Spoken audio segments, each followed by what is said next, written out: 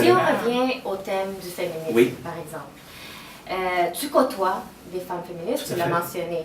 Est-ce que tu as déjà fait part d'un projet féministe, par exemple, ou observé de près? Oui. À part faire la vaisselle. À part de faire la vaisselle. Parce que je sais que tu es très impliquée dans le milieu, puis tout ce qui est sociaux, tout ce qui est aide aux personnes âgées, aux femmes, aux itinérants.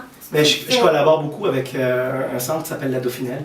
C'est un centre pour femmes dans le besoin, femmes abusées et femmes dans le besoin, dans laquelle, ça tombe bien, vendredi, ils ont leur levée de fonds au Rialto, puis dans laquelle on participe depuis plusieurs années avec eux. Puis c'est une maison pour femmes dans le besoin. On a aussi une autre personne avec qui on collabore beaucoup main dans la main qui s'appelle Passage. C'est pour les jeunes femmes qui sont dans le besoin. Exactement. Mais c'est une cause qui me tient à cœur énormément. Puis parce qu'on a tout eu quelqu'un dans notre famille qui a souffert d'abus, de toutes sortes. Ah oui, parce qu'on le voit aussi, hein, il y a beaucoup de femmes là, maintenant qui dénoncent aussi les agressions sexuelles ou bien même maintenant les harcèlements aussi sexuels dans le métro, le transport en commun, etc. Qui en faut plus que le Oui, complètement. Puis là, tu te dis, ben, toi en tant qu'homme, qu'est-ce que tu peux faire pour faire en sorte que le viol ne soit pas justement une menace à la femme, que la femme puisse marcher tard le soir puis ne pas avoir peur de se faire menacer? Moi, je pense que ça fait partie de l'éducation. Et ça part tout de vous autres, les femmes. Parce que c'est les femmes, majoritairement, qui éduquent nos enfants. Et ça fait que c'est ces valeurs-là qu'il faut transmettre. Mais les hommes aussi. Les hommes aussi, je pense que c'est important qu'ils soient là aussi dans l'éducation des enfants. Là. Et ça fait qu'on pourrait faire un monde meilleur. Puis, il faut qu'il y ait des gens comme vous qui en parlent. Parce que plus qu'on en parle, plus que ça devient, c'est plate à dire, mais tendance. Et les gens, il faut qu'ils comprennent que plus qu'on est tendance, plus que ça fait que les gens veulent devenir comme ça. Et c'est ça. Puis comme tu dis, quand on parle de féminisme, c'est tant au niveau privé que public.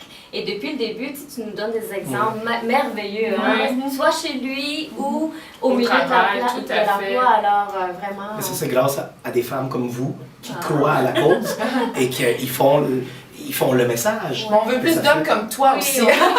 Mais pour ça, on a besoin de plus de femmes comme vous. Ok, c'est du donnant-donnant.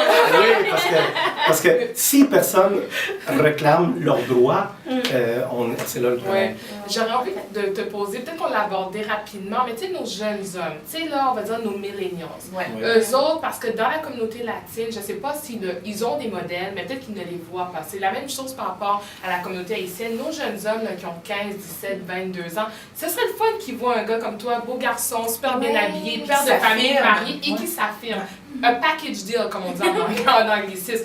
Donc, toi, est-ce que tu es capable d'atteindre ces jeunes-là d'une certaine façon à travers ton travail quotidien ou c'est peut-être quelque chose sur lequel tu vas peut-être avoir plus de... Mais c'est déjà quelque chose que je fais au quotidien parce que moi, je m'inspire d'autres gens et d'autres gens s'inspirent de moi. Et ça fait que moi, mon but, c'est de contaminer les gens à qui deviennent comme ça. Et qui m'inspirent, exactement. Comme homme, mais qui t'inspire? Un exemple, un homme qui t'inspire que tu pourrais dire, ah oui, lui... Ben, vous n'allez pas le connaître, là, mais c'est un Mexicain qui s'appelle Carlos Guantemo Sanchez. C'est un conférencier qui écrit des livres. Pour moi, c'est mon idole, puis je le suis depuis beaucoup d'années. Il est ici ou il est au Mexique? Non, il est au Mexique. Il est au Mexique, mais c'est quelqu'un extraordinaire. Il fait des conférences pour les femmes, il fait des conférences pour les enfants. Donc, à découvrir pour exactement. nos Oui, c'est quelqu'un... Moi, j'ai trouvé l'amour du personnage parce que c'est quelqu'un vraiment...